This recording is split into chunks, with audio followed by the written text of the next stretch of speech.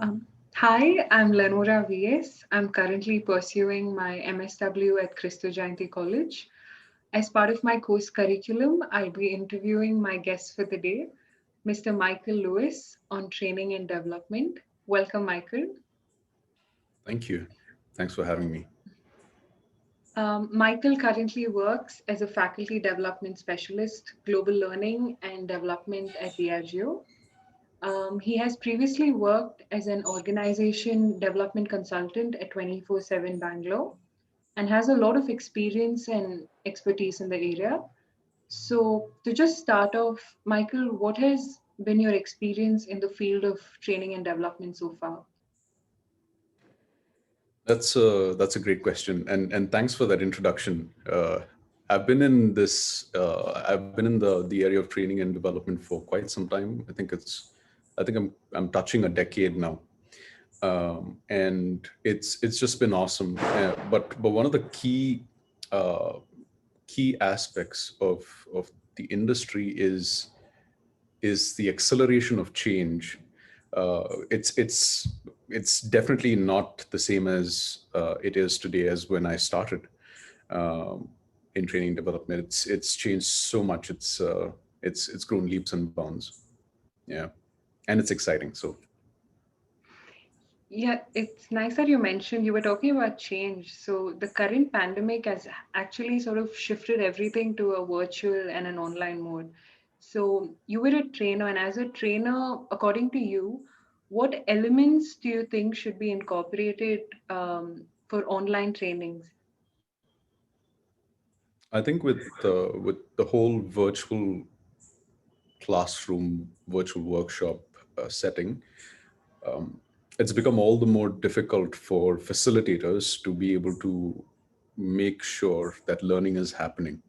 How would you do it? Because you can't always expect your participants online to have their videos turned on to monitor their level of engagement. Uh, you just can't. It doesn't work that way.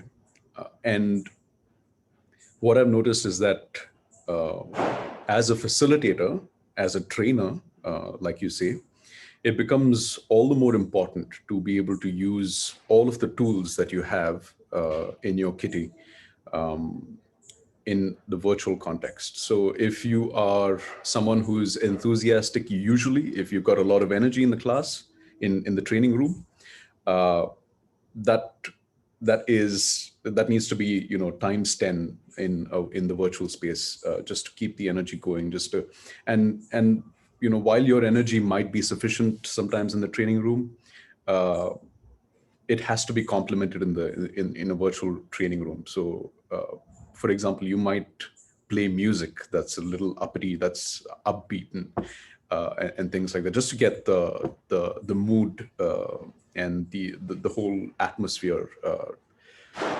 ready, so that people are eager to engage. People are gravitating towards the session instead of disconnecting and detaching. So that, for sure, yes, in terms of engagement tools. Another key aspect is, as trainers, as facilitators, you have to have your way around technology. If you do not know technology, you are definitely going in the dumps. You're not going to be able to successfully uh, cater to the learning outcomes, cater to the learning objectives that you've set for your training. So, leveraging technology, understanding technology, being able to mitigate risks, being able to be prepared well enough in advance to be able to troubleshoot, problem solve during the session. So, as Murphy's law goes, what can go wrong will go wrong. Okay, so that's like the rule of thumb. You just take it and you work with that assumption. So, being prepared, absolutely, it's very important.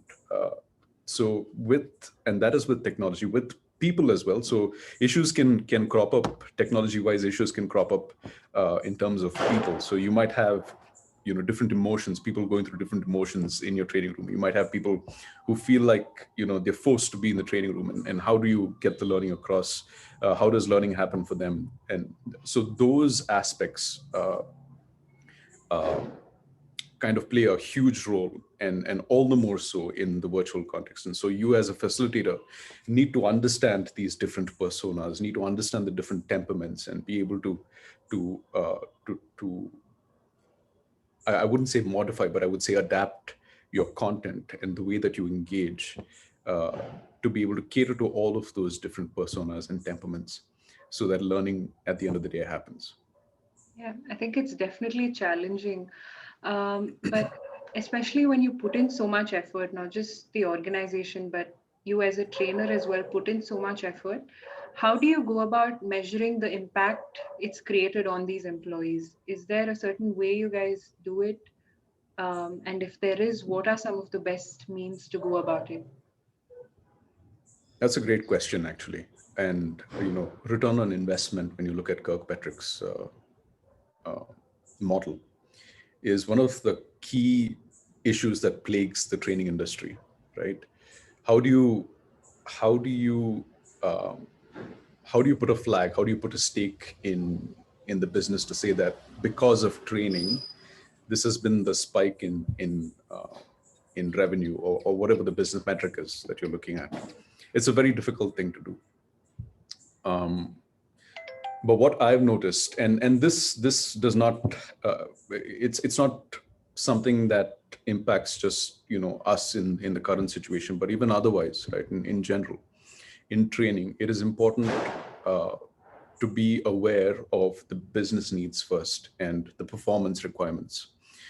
Because if your training is not meeting the expectations or the business outcome, then it's going to fall flat. So your measure has to be the business outcome, right? It has to, your learning outcomes need to directly talk to the business outcomes. If that isn't the case, then there's no point. I mean, why learn? Why train? So what we have seen quite a bit, especially in my previous organization, is when we set the model for when we did the whole competency mapping for the organization, and decided what uh, learning needs to go to what level. So we band I mean there was a whole band-wise certification that we instated, that we institutionalized in the organization. And what we did was we spoke to the business and understood uh, the behaviors that are required to drive business outcomes, right?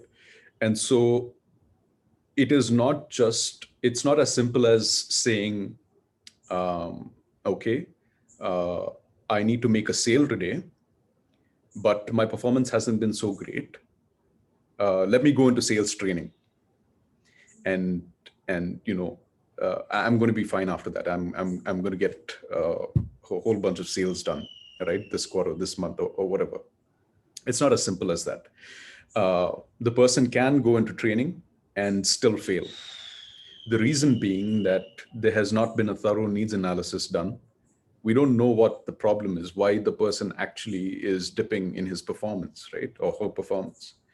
So what we have done is, what we did was we talked to the business, we identified those behaviors that made the individual successful, and not just with their performance, but personally as well, to bring the right attitudes, the right mindset to work, and things like that. And then we targeted those behaviors with very specific content within the business context. And what ended up happening was we saw a return on investment of, I don't even want to tell you like how much, but there was a significant. I mean, our benchmarking was at 17%, which is usually the industry standard. So improvement of 15 to 17% is what you look at in terms of improvement. It can go up 20%.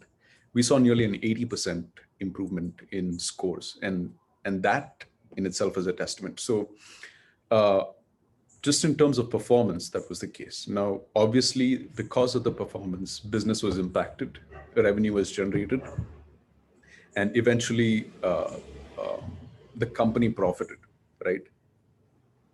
But it is very difficult at the end of the day for L&D to go and say, hey, you know what, because of us, you've got a few $1 million worth in net revenue. So it needs to be shared to us. I mean, it needs to be, I mean, we need to have a part of that cake, and, that place as well is not as simple, because the business also supports learning supports performance, business drives performance. There are other support functions that enable the business outcomes, right? So it's a whole mechanism, but that is how we have found success in measuring learning outcomes, especially when targeting the behaviors, making sure that there is implementation of said behaviors in terms of practices that are governed, that are monitored by both managers as well as the trainers for a certain period of time, to ensure that the performance is impacted and that the individual gets help real time. So that is how we have measured and found success in terms of achieving business outcomes through Yeah, learning. yeah. I think a good training and development program, like as the example you just cited, improves not just the overall efficiency, but it also benefits everybody involved. So I think that's Yep, really great. absolutely. So in your experience so far, what are the different kinds of trainings you've conducted as a trainer? Oh, well, where do I begin? So training usually sits in different buckets. Okay, you've got your induction training where you go through, there's certain compliance training, mandatory training material that you have to go through. There's awareness building around the company and so on and so forth. There are a lot of things around induction, right? You're taken through the company policies, HR policies. You've got a whole list of things that you need to know. That's one bucket of training, right? And training happens there. You have trainers who are in that area. Companies pay big money to people who are able to conduct successful induction, because that is the face of the company, right? That is the first experience that people get as soon as they set foot in the company. So companies do pay big money, and I've seen this happen to induction trainers. People who are able to create that experience, create that wow effect for employees when they join the company, the new joiners.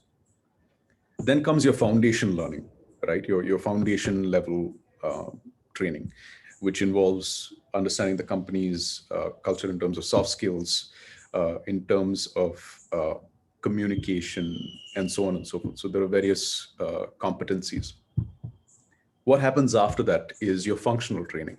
So in the case where you have to learn certain tools, by tools I mean software, or in the case where you're on the manufacturing floor and you need to learn, you need to be inducted into the process of your station and your job related activities. So that happens, and it happens as part of the job as well. So you've got on the job training, you've got functional training that happens. Then you've got things around, and those are domain related, right? Then you've got non-domain related training, where it applies to all domains. It is not limited to a function. So there are some soft skills, training that is not covered in foundation that you can be trained on. For example, public speaking and strategic thinking and lateral thinking, and there are so many, of those soft skills sort of training programs that you can attend. Apart from that, you've also got leadership development, and some of these soft skills, modules, they sit within leadership development. But the primary, if I have to quote, or rather, let me put it this way: some of the most recognizable leadership development programs would be 7 Habits of Highly Effective People. That's a full-fledged training program, right? And if you have to go to a Franklin Covey Institute and do that, you're going to be paying a bomb. But there are a lot of companies that provide that training in-house to the employees. Sometimes they get people from Franklin Covey to train the employees on that, and it's usually executive level training. So have you trained Other employees, Mike? I'm sorry. Have you trained Well, employees for leadership development programs as such? oh yes. So as part of my role in my previous organization, I created the framework and and played a huge part in the. I say huge part because it was huge. There's a lot of work to do, uh, but I essentially reject the framework for for the first time people manager program. So the first time someone becomes a people manager, they have to go through the program that I created in order for them to be able to be certified and then carry on their job, That's so certified for the nice. role. Yeah, so that was a program that I owned across the organization. Uh, Another thing uh, that I proposed, and it was still on the anvil, we were just thrashing it out, was I don't know if it has flown yet in the company in my previous organization, but it is that of the talent success manager. Okay, you may have heard of the customer success manager, but this is a similar concept, but on the side of talent, where you have someone from HR.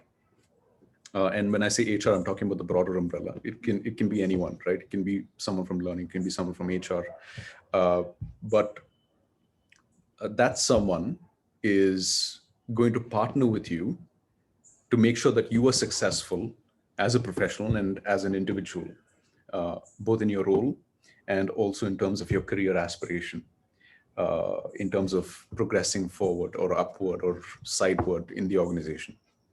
So that is one thing that I had proposed. Companies don't have that. They've got HRERs, employee relations, that just kind of sit in one place. They have sometimes a ratio of one HRER to 300 people, which is not ideal. And usually people go to them when they have complaints, when there are issues, and the HR go to the employees usually when they haven't done their compliance training, which they need to do, the mandatory training and things like that. Or if there is R&R, so Mhm. ERs are responsible for that as well.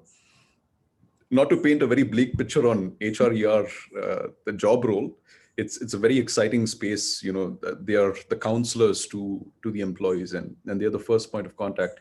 Uh, a lot of times during critical moments for the employees and during times of distress. So it's a very powerful role. But this role is geared towards the success of the talent that we have. Yeah. So companies hire people. What usually happens is that they don't. Uh, they're so focused on generating revenue and business outcomes that they sometimes tend to overlook some of the finer things Mm. that uh, that employees require, that employees need, appreciation, a guide to show them the path, things like that. So I'm just putting this in very simple words, but there's a lot of structure, a lot of Sure. process, a lot of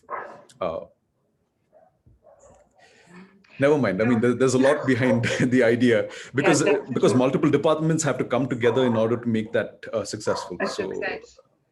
yeah, I know you sound extremely passionate about it, and I know you are. But I think with every profession, there comes a lot of challenges. So, what are some of the challenges you've faced as a trainer? as a trainer, well, as a trainer, I have faced. So it is quite a broad question. So I'm going to give you the challenges on three fronts. Okay. The first front is the training room itself, the challenges with the participants.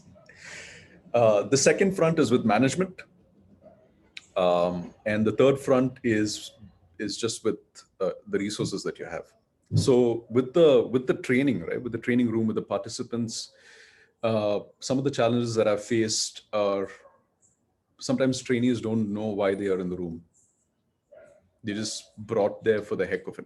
It's a huge waste of time, right? The future of learning is learning at the point of need, right?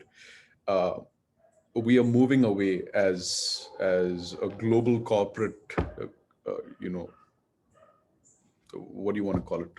The global corporate system, if I have to call it that, is moving away from having these typical session type training events. We're moving more. Sorry, apologies. There's a dog in the Okay. area. Yeah.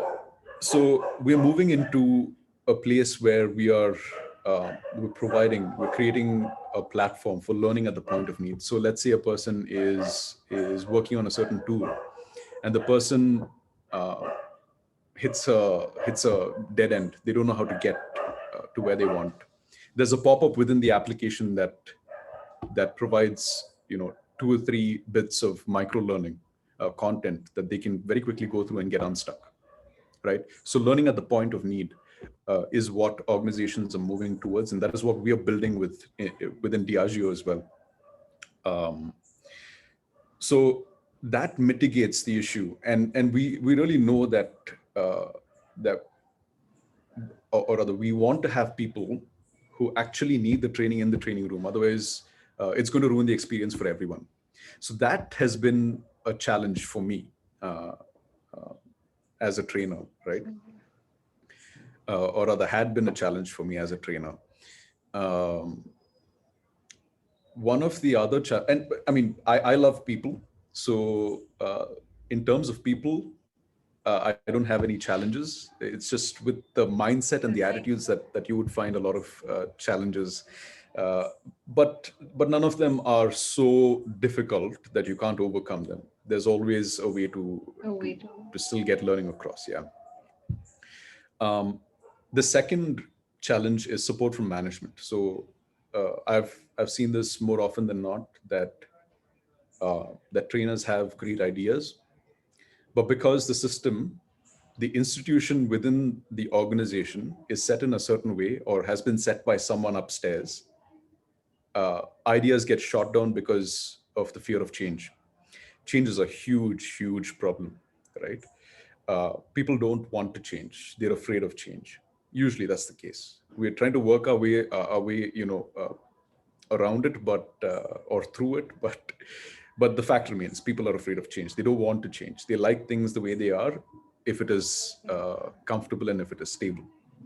That's a huge issue, challenge that I have faced as a trainer, and I've seen a lot of my colleagues as well face. The third is resources. So you have great ideas within the framework that has been set by the institution, but you don't have the resources to see your ideas through to create a greater learning experience for your participants. It could be in terms of finance, it could be in terms of people, it could be in terms of logistics. Resource is it tends to be a huge challenge, and I'm pretty sure I mean, now it's all virtual, but when we come back to normalcy, I don't know if that is ever going to happen, but at least semi-normalcy, it will continue to be a challenge for a lot of people. Yeah. Definitely. I think you were talking about the higher ups and resources and finance. So I wanted to ask you what is the process for budgetary and resource approval for all of these training programs that happen in any organization? Okay. So that's a complex question to answer because different organizations have Have their own process in terms of aligning or allocating budget for learning and development, right? Training and development. Uh, a lot of organizations just look at what the salary budget is for the year, okay, and they take 3% of that salary budget and allocate that for learning. okay, So let's say, just as an example, if 100 rupees is the salary budget for an organization, 3 rupees goes into learning, learning. which is Okay. terrible. I know. I mean, it's horrible. I mean, people should. We need a better budget. But that's how a lot of companies do it. But then you've got companies who who go beyond that 3%, who invest a lot in the learning of employees. And what I feel is that different organizations are different. Different industries look at learning very differently, right? They spend time in training very differently. Their outlook, their attitude towards training as well is very different. So if you look at it, the industry standard is about 35 hours, 35 learning hours per year per employee. Okay. Uh, if all employees in the organization hit that, or at least if the organization has an 80%, uh, hits 80% of that learning hours, it it is a good indicator of the health of the organization. We know that people are learning, and learning is a good thing, right? But that doesn't happen all the time. So different organizations, different industries, organizations in different industries they've tailored uh, their learning hours according to their outlook and the importance they put on learning. Startups may not all the time have budget for learning, right? So they learn on the job. They're constantly learning. There's no real learning budget. So you look at a salary, sometimes there's no salary, if you know what I mean. That's true. Yeah. Uh, yeah, I've worked as part of a startup which is in the training and development space as well. So I Okay. know how that How works it as well. works. But and then you've got companies are are that are super specialized uh, and have such a niche offering for which learning is like it's very very important, right? For example, you look at um, I'm trying to find a good example here. Now this might not be a company, but just as an example. So if you want to become a heart surgeon, that's a very niche skill. It's a super specialization, right? You have to specialize in heart surgery, and it's a super specialty skill.